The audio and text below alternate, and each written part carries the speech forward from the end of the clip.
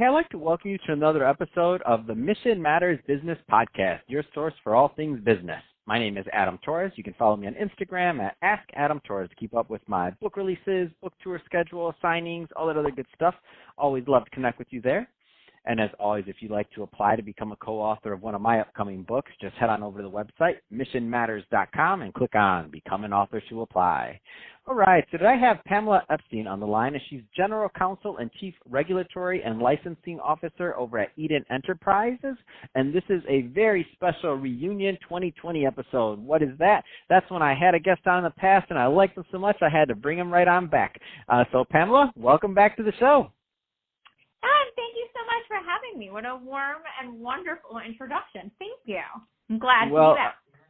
Since our last time, I mean, you have a bunch of big news. So you're now over at Eden Enterprises in-house. So I want to get into that and also get into a couple other things with you and see how you're navigating the cannabis industry and how it's viewed, especially during the current crisis, but also just going forward, some of the issues. So let's start off with giving us a little bit of a background of what's going on over at Eden Enterprises, please.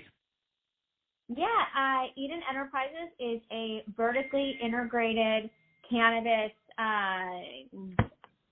company. We have our dispensary, Garden of Eden, is located in the unincorporated area of Alameda County. We are a dinosaur, I'd like to say, in the cannabis environment, operating there compliantly with authorization from the county since 2003. So we've recently celebrated our Sweet 16. That's awesome. We've got, right? It's really exciting to be able to. Yeah, it is. I love that you say dinosaurs. I love that you say it's a dinosaur, too, because it's the ripe old age of 16. It's awesome. Yeah, no, that is. It's the ripe old age of 16, and cannabis gets you that far. But we've experienced challenges and pivots along the way. So we are prepared for what those entail, current crisis included.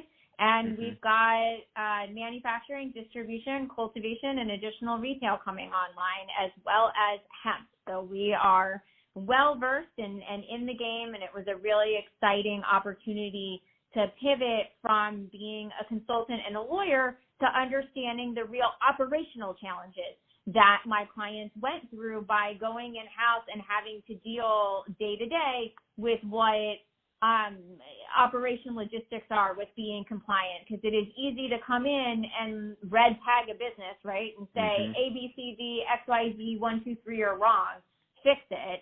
It's another to have to work through what does that mean to be compliant while also maximizing efficiencies and being a good business. Let's talk a little bit more about some of the trends you're noticing in the industry. I mean, a lot of change going on, whether it's consolidation. I mean, there's a ton of them. Where do you want to start with that one? Trends in the industry. I think you're going to see, and this is just heightened and elevated by the current COVID crisis, is consolidation and constriction in the marketplace. Knowing what your core competencies are and being able to execute on those is going to be fundamentally important. If you are not a legacy operator, for example, and you didn't have to do each one of your verticals while you were operating as an ag cooperative or a collective or whatever it was pre-2018 that you were doing, that meant that you were operating in multiple buckets most likely. So your core competencies can be greater. If, however, you are entering into the marketplace and you are an exceptional grower or you are an exceptional edibles manufacturer, know what your core competency is and find somebody who either wants to expand what their base is or you fit into another SKU within what they are already doing. Because to start from scratch, from zero in this environment, you are most likely going to put a lot of good money after bad. And that's what we're seeing with the consolidation and the constriction, is that the compliance and licensing hurdles are extensive. They are real. Working through a licensing system at an annual or provisional level is very different than operating under what was the temporary regime, much easier to get in and start your operations.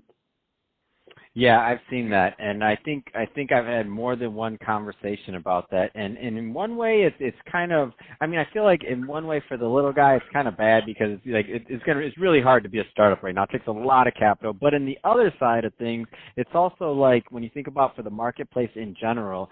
I mean, most other industries do go through this. Like you have to specialize, you have to pick a niche, you have to be really good at some core competency to just to survive within just the normal trend of business in general. I think it's just a little bit tricky just based off of some of the players and the way this marketplace in general has evolved. Absolutely. So, Pamela, what do you see as kind of next? And what I mean by that is, so we know consolidation. We know that's going to happen. We know some people are going to partner. Is this like green rush? I don't want to say over, but is it hitting like a new level of plateau, or is there just plenty of opportunity in general in the market? I mean, what is your just overall feel for where we go next with this? Well, I definitely don't think we've even seen the green rush yet. I think we've seen a peak and a valley, and we're in a valley. I think the true green rush really comes with, if we want to touch on what's happening with COVID right now, who survives this crisis, we are gaining momentum of a normalization at a scale that we've never seen before. People face with the real reality that what they use for health and wellness may be taken away from them before we got the state public order that says we are an essential business, which is a huge fundamental foundation. People went out in droves. We saw a 156% increase in sales overnight, right? That meant that people were no longer going to be ashamed, afraid, sending somebody else out to get what is either their medicine or their wellness treatment. They're showing through purchasing power, sheer amounts of consumer need, that's where we're at. And if that forces federal legalization and the breaking down of those financial barriers from a taxation and a banking standpoint, you're going to see a true green rush. And those that are able to capitalize on that are going to be the ones that are best positioned now, that had slow, steady, strategic, precision growth, right? Don't just grow to grow. Go to those core competencies, be able to excel and show, even if it's incremental growth, that you are continuously growing. Your trajectory is up, and you're going to see a hockey puck growth the way that is likely once you see some of those larger barriers to big business come down. So I think we saw the peak in the restricted market. We have not yet seen that happen from a fully descheduled and regulated market. But you got to survive to get to that point. Let's touch on licensing for a bit. So anything interesting going on there? I think licensing, absolutely. We're transitioning from what will be provisionals to annuals. People are having to meet all of their licensing requirements, understanding what it means to invest into a cannabis company and how you would transfer, if you can transfer ownership, because it all goes back to the ABCs of licensing and regulation. It's a local permit to get a state permit. You can't always do the same things that you can do at the state level at the local level. And the local level can always be more restrictive than the state. So it's about knowing the environment that you're getting into if you're an investor. And if you have a license, knowing what does that license mean. Not being in operation and selling non-operational licenses or not built-out licenses, that part of the curve, I think, is over. And people want to see proof of concept. They want to know that what they're buying into is viable, not just that it's a piece of paper that entitles them to do something that other actors are already not only doing, but becoming proficient at with revenues to show for it. So it's a bit of a different ballgame. For sure.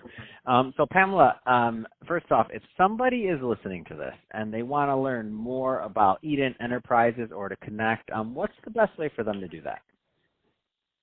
They can go to the website, www.edenenterprises.com, and that can show you all of the different verticals that Eden operates in, so that you can get a real feel for what a vertically integrated business is like. If they need to reach me specifically, They can reach out to me, Pamela, at EdenEnterprises.com. I am also fortunate enough to serve the industry in the capacity as a board member for the California Cannabis Industry Association, who is doing great work on behalf of the entire industry as we maneuver through some of these more difficult challenges, COVID and otherwise. Fantastic. Well, Pamela, it's been great catching up with you on this 2020 reunion episode. Can't wait to have you back on in 2021, see what's going on in your world and all the great work that you've done with Eden Enterprises. And to the audience, as always, thank you for tuning in. Hope you got a lot of value out of this. If you did, don't forget to subscribe to the podcast, leave me a review on the Apple iTunes Store. If you're watching this on our YouTube channel, Mission Matters Business, definitely give us a subscribe there, but leave us some comments in the video also. Let us know what you thought and what kind of businesses you're working on. Love to keep the conversation going in the YouTube community. And Pamela, thanks again for coming back on the show.